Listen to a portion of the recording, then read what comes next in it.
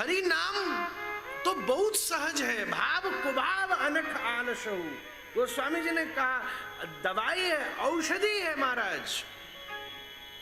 भगवान नाम खूब कृपा कर सकता है, पर एक चीज समझिएगा,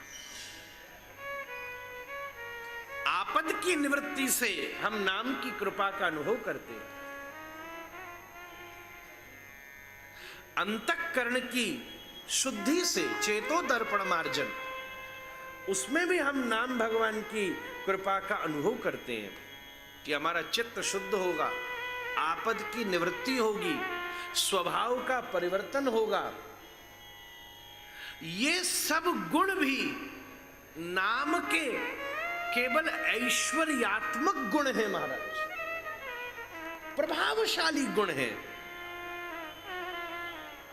जैसे नाम और नामी अभेद होते हैं, उस प्रकार उनके गुण भी अभेद होते हैं। श्री कृष्ण उद्धारक हैं, श्री कृष्ण मोक्षदायक हैं, श्री कृष्ण परम ईश्वर हैं, श्री कृष्ण सच्चिदानंद विग्रह हैं।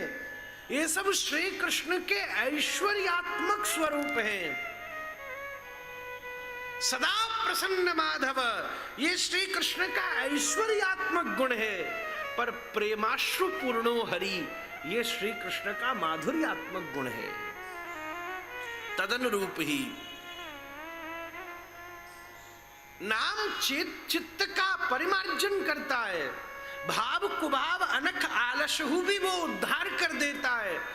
अजामिल की तरह नामाभास का अभ्यास किया जाए तो भी वैकुंठ की प्राप्ति हो सकती है, भगवत धाम की प्राप्ति हो सकती है, चित्तवृत्त की शुद्धि हो सकती है। कलयुग में केवल नाम ही एकमात्र आधार है। सर्वेषु साधन वरेषु चिरम निराश, ये सब नाम के केवल ऐश्वर्यात्मक गुण हैं। पर जैसे छोटी सी शीशी में इत्र को भरा जाता है और कभी भी ढक्कन खोल के उसकी सुगंध ली जा सकती है, ऐसे ही श्री नाम के भीतर जो श्री राधा माधव के निज असमोर्ध अनंत लीलाओं का जो परमास्वादन है, कृष्ण कहते ही जो उस रस का परम संचार हृदय में हो जाए, वो नाम का विशुद्ध माधुर्यात्मक गुण है।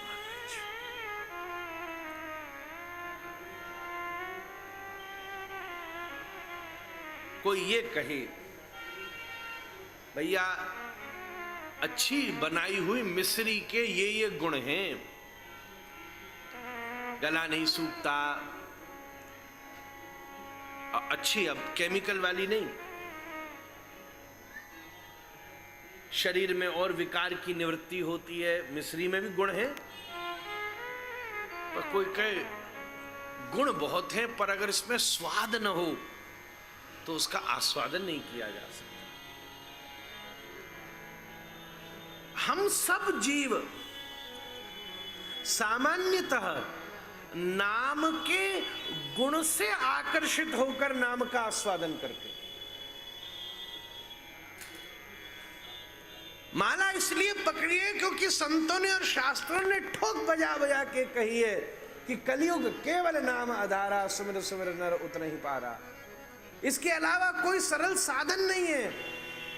नाम के गुण से आकर्षित होकर औषधि की तरह नाम का आस्वादन करना एक दशा है, वो भी श्रेष्ठ है, वो भी कृपा करेगी, इसमें कोई दो राय नहीं है। पर इससे एक और भिन्न दशा है, जो सामर्थ्य हम सब चैतन्य चरण चंचरीक जीवों के पास है, और वो है नाम के रसास्वादन की दशा। जब किसी वस्तु में रस आता है तो उसके गुण गौण हो जाते हैं, तब रस प्रधान होता है, गुण प्रधान नहीं होता। श्री गोपियों के भीतर श्री कृष्ण का रस प्रधान है, गुण प्रधान नहीं है कि तुम निर्गुण हो कि तुम सगुण हो, कि तुम ईश्वर हो कि अविनाशी हो कि विनाशी हो, क्या हो ये आप जानो, हमारे हो ये हम जाने। तुम सुंदर हो असुंदर हो ये तुम जानो। इससे हमारा कोई अर्थ नहीं महाराज। सही बात तो ये है, किसी को किसी वस्तु में रस आ जाए और उस वस्तु में गुणों की बात छोड़ो, सैकड़ों प्रकार के दोष भी हों, तो भी 10 बार समझाने के बाद भी वो व्यक्ति उस वस्तु का त्याग नहीं कर सकता, क्योंकि उसे उसमें रस आ गया। हमारा रस की प्राप्ति हो। नामाचारी श्री हरिदास ठाकुर नाम का रस ले रहे हैं। वो केवल नाम के गुण से अवस्थित होकर नाम का क्रम नहीं बैठा रहे। हम गुण बता बता के आपसे 2 बार नाम करवा सकते हैं, 3 बार करवा सकते हैं, 10 बार करवा सकते हैं, कभी कभी करवा सकते हैं, पर जिसने नाम का रसास्वादन कर लिया उसको पूरी दुनिया समझा दे, वो सोते समय जगते समय बड़े बड़े प्रयासों के बाद भी उससे मुक्त नहीं हो सकता महाराज। उसके भीतर उसके गुण का आकर्षण नहीं है। रस का संधान भाव से होता है। भावोत्सवेन भजताम रस कामधेनुम।